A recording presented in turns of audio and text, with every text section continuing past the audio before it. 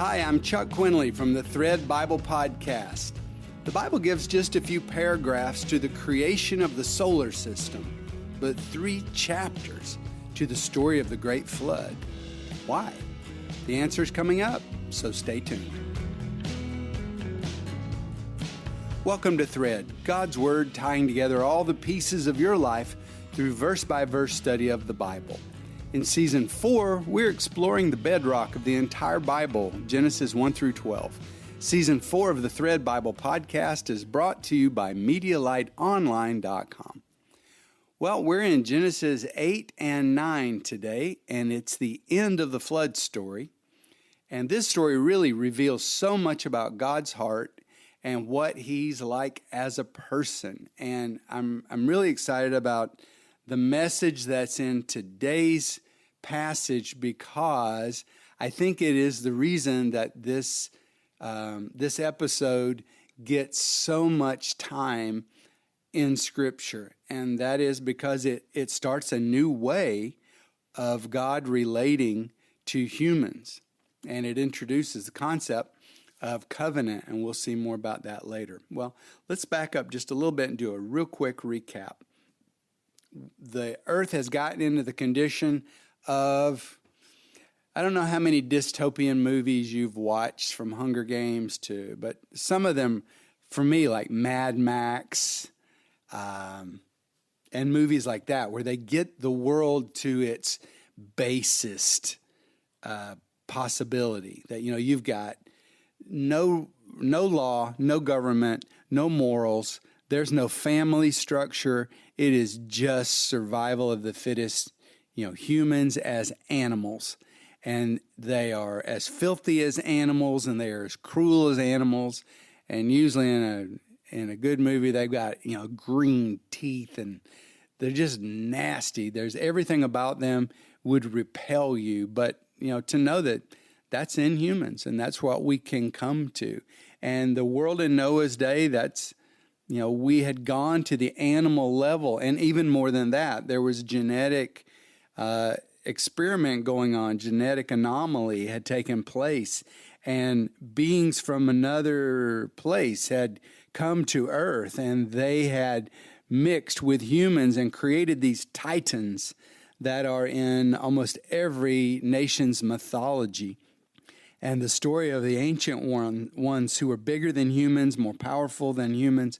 And that's the world of Genesis 6. It is a world without morals, ethics, a world without God, a world that is filled, and when you fill something, there's no room for anything else.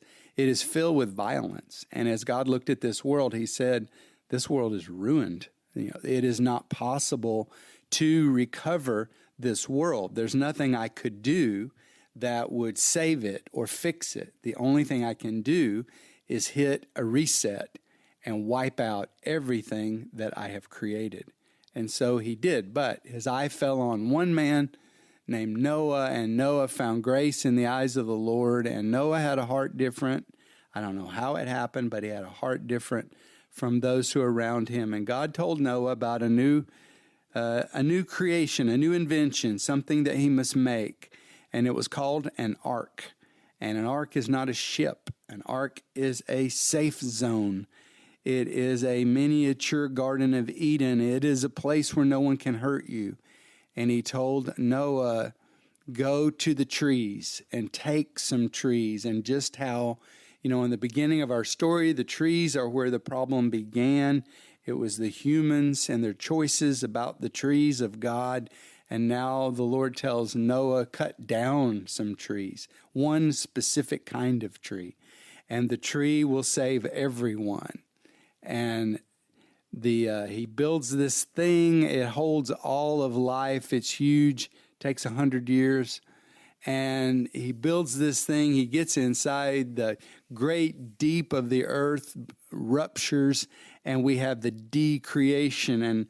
And God takes His hand off of entropy and off of those forces that try to destroy earth life every day, and He just lets it go. And He stops resisting it, and the deep rises back up, and the heavens open back up, and the earth is back to a water ball, and months go by, and at the end of the story, this ark is the only thing that has survived, and everyone in it. And it comes to rest on the top of the mountain of cursing. And Noah opens the door of the ark, the window, and he lets out a dove, and the dove comes back with an olive branch, which is a symbol, she's ready to build a nest. There's a chance for new life. And he opens the window, and everyone, you got a dove, and now you have a voice from heaven. And, you're going to see this again in the New Testament in the baptism of Jesus. And so Noah and his family, 8 people, come out, and they are the new humans, the new Adam, to reestablish the new Garden of Eden and spread good life around the world. That's how the story has ended in Genesis 8:19. Now we turn a corner and we talk about something a lot deeper. In Genesis 8:20 it says, "And Noah built an altar to the Lord." And Johannes Brenz notes, "Noah, having left the ark, does not proceed to build a tower or a house or to plow the fields, but to build an altar." Noah built an altar to Yahweh. This is the first time that this happens in Scripture, where someone builds an altar to the Lord. And he builds this altar, and he offers certain animals that are considered clean for sacrifice, and he makes burnt offerings ascend to heaven. Now, it's a sad fact of a parent-child relationship that at Christmas time, you actually have to give your children the money to buy you a present. But you're teaching them to be givers. And you know that in their heart somewhere there's love for you, and you want to empower this love. So Yahweh has actually had to tell Noah before the ark was closed that he should gather some extra animals that could be a gift. And so he's provided Noah. And, our relationship with God is always going to be like that. And that's one of the themes of today's lesson, is the one-sided nature of the human relationship with the Creator. And we'll get more into that as we go. But the love that the Creator has for us. So the first thing we want to see, though, is the ministry of Noah to the Lord. He comes out of the ark, and instead of building himself a house and setting up his farm or trying to build a city, as they'll do later, Noah comes to worship the Lord. And he gets his family with him, and they're kneeling before the Lord, and they're making burnt offerings unto the Lord, and they're thanking the Lord. And this action of Noah and his family, it affects Yahweh. Yahweh has an experience because of it. The Scripture says, Genesis 8:21, "And Yahweh smelled the sweet savor, a savor of rest." That's how it's said in the Hebrew. A savor of rest. You have to get back into the circumstance that the world has come through. The horror of the mess, the sacrifice of having to clean it up, the emotional impact of the flood on the Creator, because he's had to destroy. We don't have a picture. The God of the Bible, the picture is not of just a brain, this massive brain, or just a cloud, or pure logic. We get a person. We get a person with emotion who loves some things and hates some things. And this personal God has had to destroy everything that was his dream. Everything that he made. He had to watch all life die. He had to watch every living thing return their breath back to him. And I don't know what that was like on his side. I don't know the limits of God's ability to feel pain. But we know that he does feel pain, because the cause for the flood was that his heart was troubled at a decision he had to make. He postponed it, he avoided it, but he could avoid it no longer. The earth had to be purged, and he's done it. And he watched all life die. While Noah was safely tucked away inside the ark, Yahweh was watching everything as it was dying. And this sacrifice, this smell coming up to him, it has an impact on him. It's the smell of intercession. It's the smell of prayer. And this is, if you read the book of Revelation, it is constantly connecting itself to the Genesis story. And it has an image there of a bowl of incense that is before the Lord even this day. As you're listening to this, a bowl of incense that is rising with a sweet smell to the Lord, a smell of rest. And it is the smell of the prayers of his people. Prayer is an aroma to the Lord. It's a connection. And it says it gave him the experience of rest, because this intercession came with a message saying from Noah, I'm with you, Yahweh. I was loyal to you, and you were loyal to me, and we're all alive now after this year of death and disinfection. And thank you. And it allows Yahweh to finally rest from his responsibility to purge and disinfect the earth. When we lived in the Philippines, there was a big hospital down the road from us that started having mysterious illnesses in it, and then it became a plague, and then people started dying in the hospital, and they were there, from minor causes, and they would get infections that would go into their lungs and just kill them. And it was golden staph, and they tried to get rid of it, and they tried to clean parts of the hospital and sterilize things, and it didn't work. And finally, the only thing they could do was completely empty the hospital, take all the humans out of it, take all the equipment out of it, and completely sterilize that building from top to bottom, disinfect everything. And then they could put the equipment back in, disinfect the equipment, put it back in piece by piece. They had to do it right, and then they could set up the hospital and it could function again. And that's what's happened to the earth. And this ritual prayer of Noah brought rest to Yahweh. And it's amazing that we can minister to him like this. It let Yahweh know that his heartbreaking job was now over, and he could turn back to re-blessing the earth and all of its creatures, that he didn't have to play policeman and judge for now, that he could just enjoy watching things grow again. He could rejoice with the humans in the chance to start over. And this moment of smelling the sacrifice, it affects the Lord. And I want to read what it says in chapter 8, verse 21. It says, and Yahweh smelled the sweet savor, a savor of rest. And Yahweh said in his heart, I will no more invoke woe upon the ground. I will no longer curse the ground because of man. And now note this next word. I'm going to come back to it in a minute. I will no longer curse the ground because of man, even though, or because. The imagining of man's heart is evil from his youth. Let me go back over that, because this is a turning point in the relationship between God and man.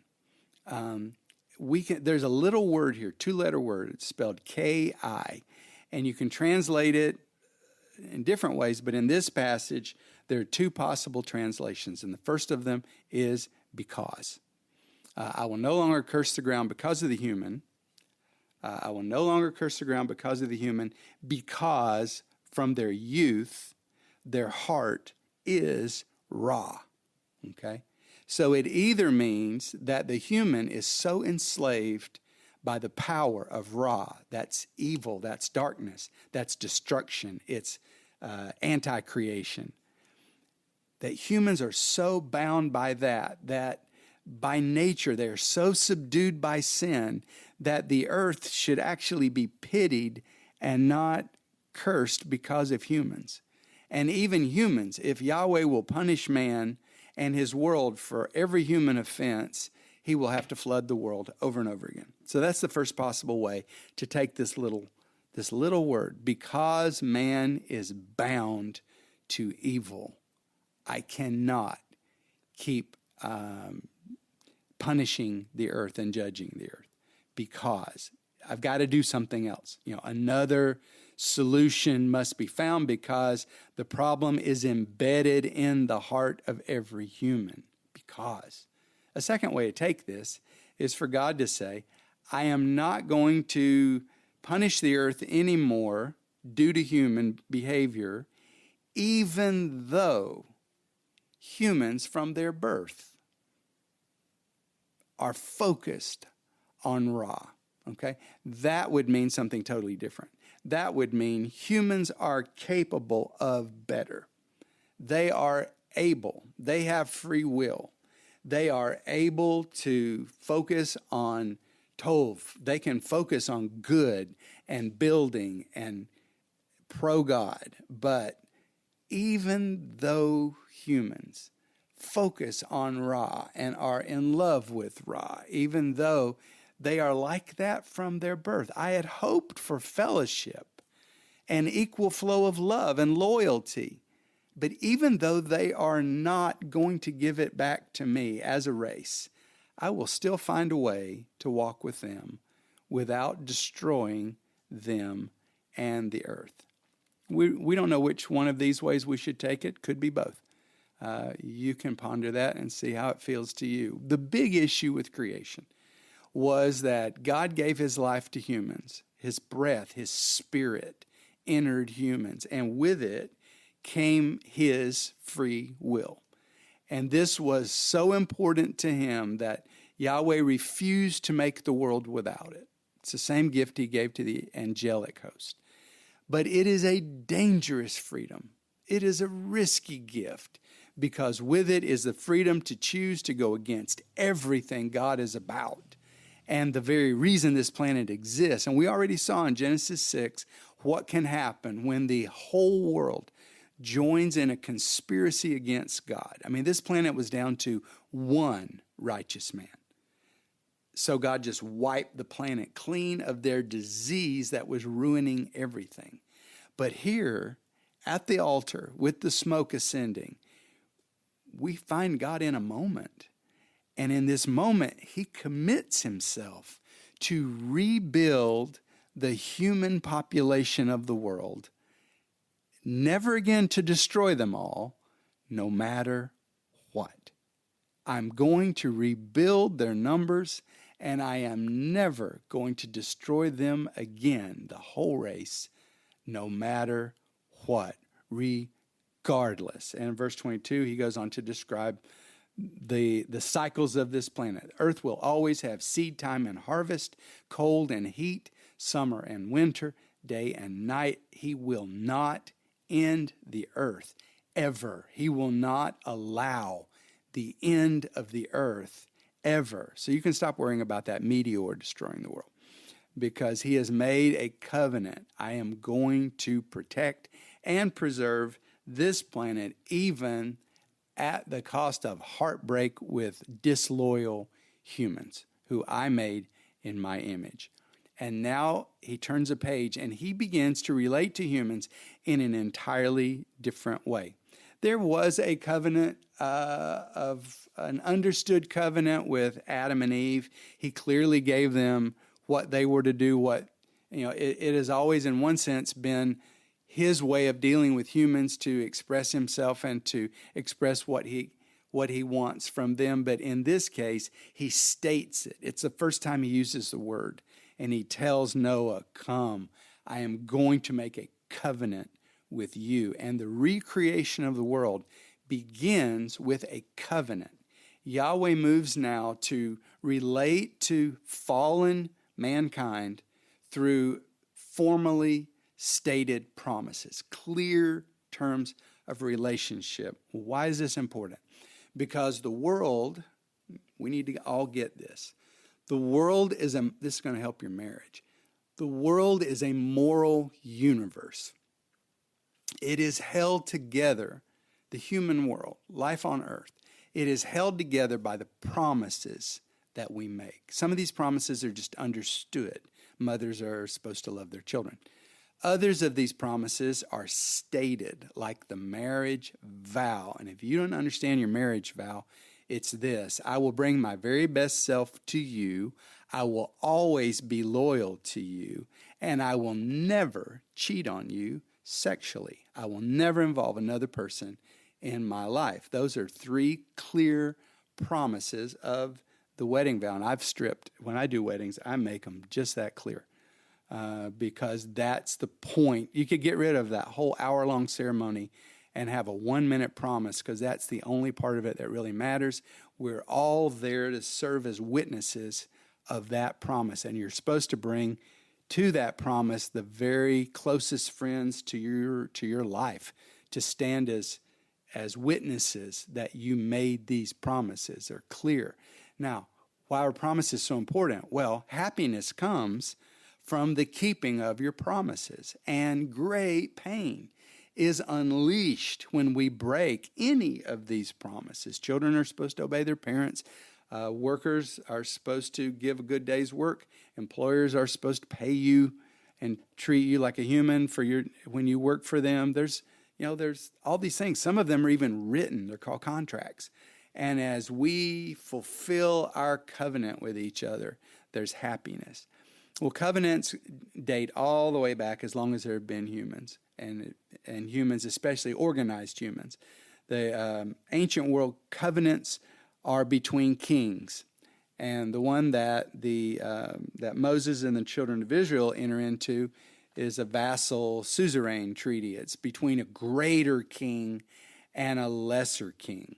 And in this passage, God relates to Noah and to humans as kings of the earth, and he establishes a new covenant, and he will not break his part of this covenant. And based on this new covenant, Yahweh will begin again the earth project. He reclaims his vision of humans to be his partners in expanding life to fill all the earth. And Yahweh remains committed to even these imperfect humans. That's what he has decided in chapter 8, verse 22. I am committed to them, though they are imperfect. Either I am committed to them and to this planet because they are imperfect.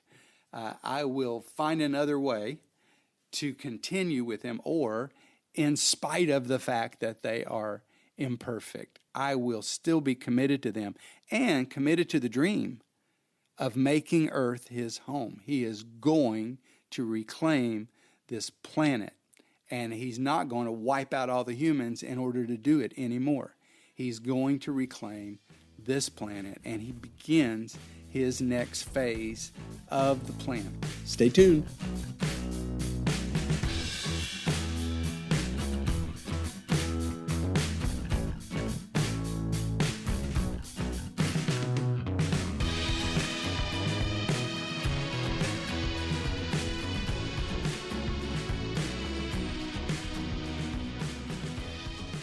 Okay, so now we go into chapter 9. God begins the covenant. Chapter 9 is the covenant, down to verse 17. It says, verse 1, God blessed Noah and his sons. They heard him say this. This is a ceremony between them. He is repealing the curse on the earth, and he is restoring the earth to blessing. He's not going to curse the earth anymore. He blesses the earth. He blesses Noah. He blesses his sons. Through all of them, he is blessing their family, and not just them. It goes on through creation. Later, he outlines it. It's for you, and this is for all the descendants of Noah's family, which we all are. There's one human, race. We can have a big discussion on that. There is one race. It's the human race. That's why all races can share blood. All races can share organs. We are the human race. And God blesses Noah, and he says, this isn't just a blessing for you. It goes to your descendants, and it goes through you and your descendants to all forms of life on earth. And he starts the covenant. Be fruitful and multiply and fill the earth. That's always been God's dream.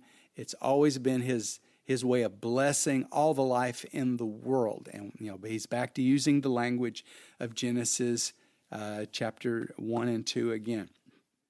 Okay, he makes a covenant. And in this covenant, he says basically four things. There's four parts of this covenant. The first one is Yahweh will remove his cursing and restore blessing on all creation as of this day. And he does that. He reestablishes humans as his authorities. They are to rule it after his image. And he appoints the human as the co-ruler on earth. And he says it, it's the same concept, but he uses stronger language now. He says, fear and dread of you shall be on every beast. Fear and dread of you shall be upon every beast. Well, why is this necessary to say it that way? Well, think about how the original story begins. God places man in charge. The humans are immediately challenged by a beast, the supernatural beast, Nakash, the rebel serpent dragon who destroys the harmony between the humans and their creator. And there are a lot of beasts in the Bible. There is the Nakash, there's the beast of sin. Remember that with Cain? The beast that wants to devour him, that's at the door of his house. David faces the beasts. He faces a lion and a bear, and he takes authority over them. And then David faces Goliath, the beast. And then Daniel is in a den of beasts. And then in Mark, it says after Jesus' baptism, he was with the wild beast in the wilderness, and the angels ministered to him. And in the book of Revelation, we have this ongoing battle between a human leader called the beast and the people of God, and he kills the people of God, and he purges the people of God. The beast, it's humans versus the beast. And so Yahweh returns to this metaphor, and he tells Noah and his family, you need to rise up against the beast in every form. You need to take charge of every form of life that challenges you. It can't be like it was last time, where Cain rolls over and murders his brother, and humans, follow the words of a beast. It's got to be different now. You've got to strike fear. You got to take authority. Image me, and don't let any beast rise up against you. Second thing, he establishes additional policy for human behaviors. One of them is humans are now free to be omnivores. And it's the connection to the beasts. And the beasts aren't just like lions. The beasts are all the animals in the world, every other form of life. He says it is now part of your dominion to take animal life for your nourishment.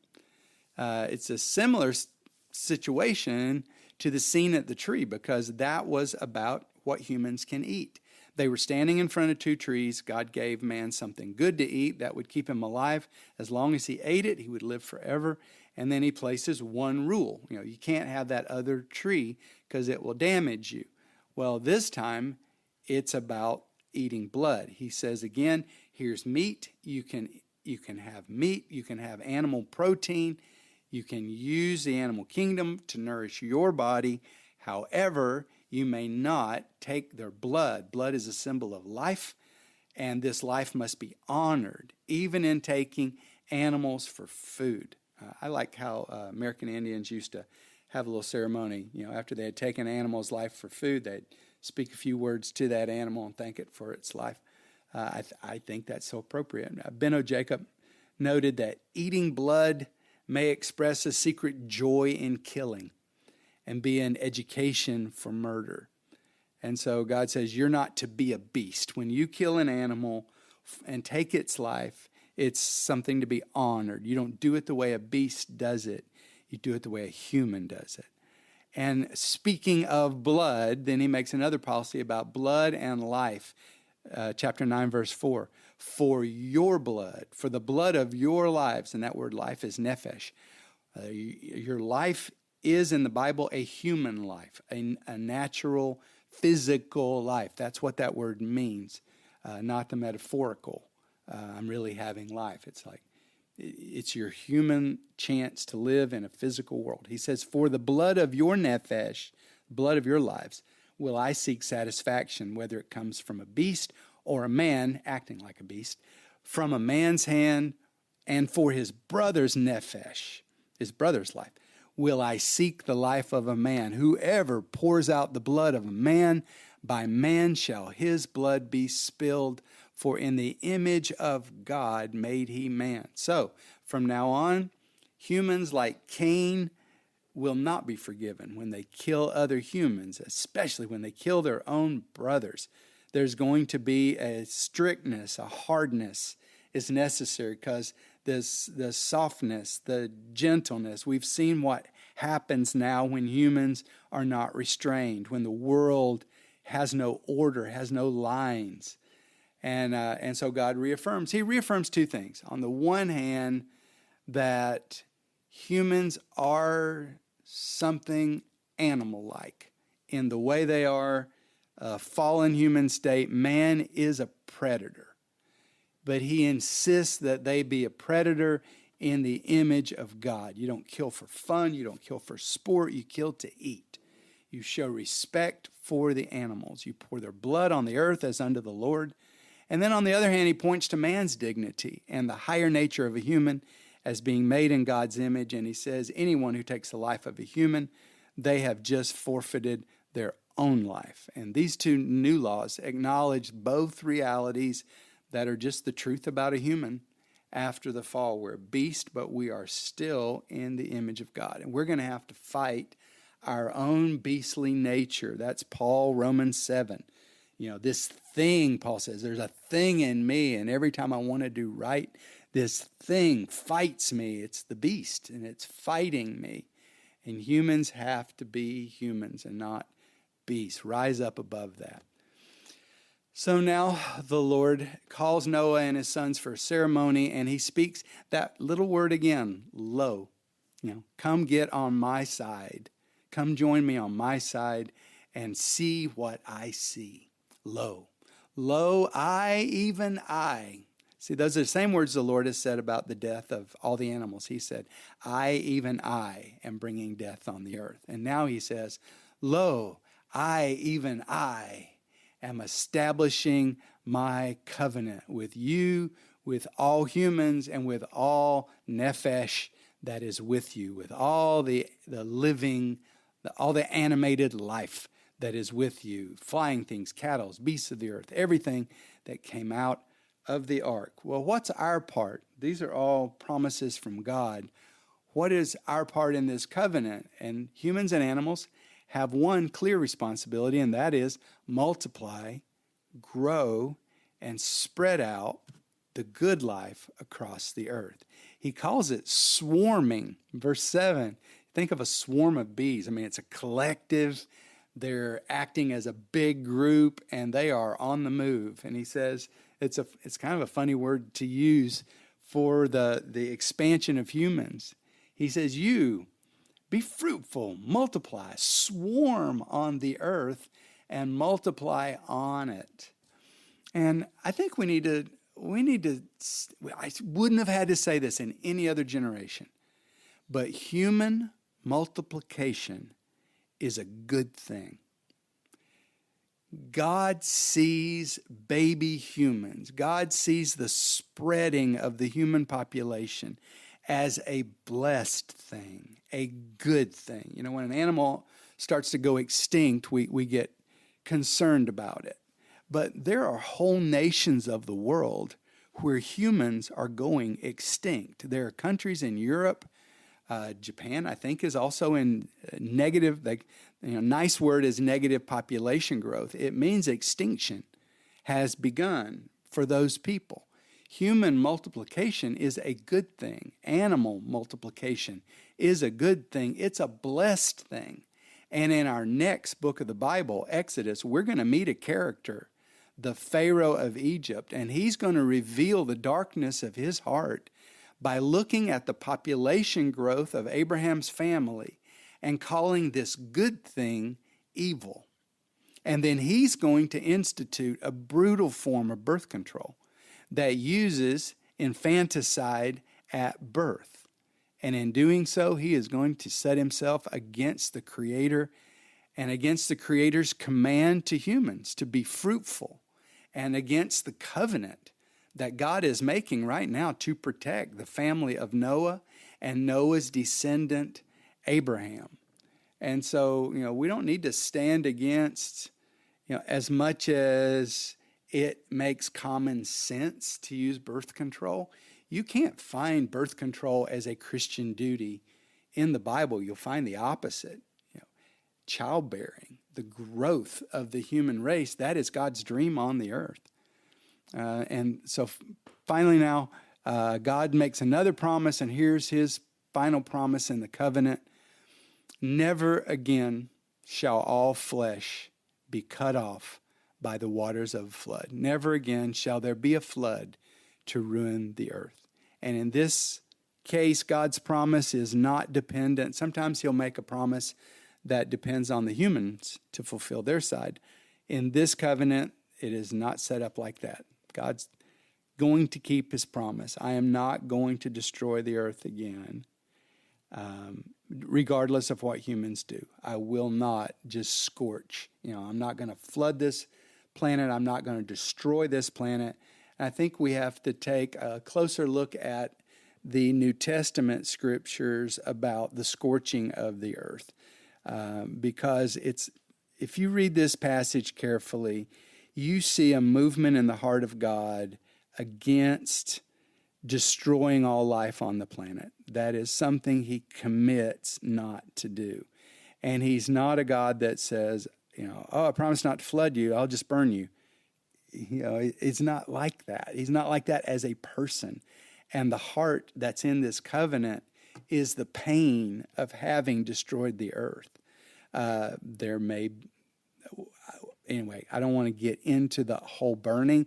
A lot of times when you see the word burning in the New Testament used, it's burning up what is unrighteous more than burning the forest, burning the animals, burning all the humans. It's a purging. John is looking at Jesus saying the fire has already started. And, certainly the world was not literally on fire, and Jesus wasn't here to burn down all the forests of the world and kill the planet. It's another kind of fire. It's Holy Ghost fire. You see that in the book of Acts. There's a new kind of fire. Anyway, we can get into that one at another time. The sign of the covenant. God has made a promise. He's going to keep it. And the thing about covenants is you need to circle around to your covenant. That's why we celebrate anniversaries and things like this. We want to remember the covenant that we made. It's not just that an anniversary is, those were the good days when we got together. The anniversary is the time to go back over your covenant and say, what did we promise each other? Are we fulfilling our promises? Am I loyal to you more than anybody? Have I failed you in any of these ways? Am I bringing you my best self? Am I sacrificing for you? Have I put you above everybody? We need to revisit our covenants. And that ought to be what the 4th of July is in America, the covenant between the people and their government. And covenants, they need to be revisited because we do drift. We drift away from them. And so God this is such a significant moment in his own life and in his life with humans that he puts a sign in nature and he creates the rainbow. With Abraham, it will be the sign of circumcision, but it's a physical sign of the covenant that as you circle through life, you run into these covenant reminders like a wedding ring on your hand over and over again. It's the sign of your covenant. And the Lord says, every time I see that, I will remember again the covenant that I've made with you. So God enters into a covenant with man. We get a fresh start. God, the promise maker, is the promise keeper. And our relationship with him, he goes ahead and states it openly. It's never going to be equal. It's always going to need the Creator to hold it up and keep the covenant active. Even when we break our side of it, even when we fail him, he still holds the covenant together because he will not let it go. He is, for all of us, our Father and our friend. And he is the one who loves us despite our weaknesses. He knows from birth how we are drawn toward evil. It entices us. We are curious about it. We are so drawn to the darkness more than the light. And he sees that in us, and he's working on a transformation of the human that will not wipe out their free will. He has a plan to build this covenant and build this relationship and continue on with his dream of earth as a place where heaven and earth overlap. He's going to do it, and that's what the rest of the Bible takes us to. But it starts with this beautiful moment between Noah and his maker. And if you've never made an altar to the Lord, why don't you find a place? Make a closet, a place outside under a tree. Make you some place that is your meeting place to the Lord and your place where you meet and speak with him as your Father and your friend. All right. Well, my friend, expect God to use you because you are the light of the world.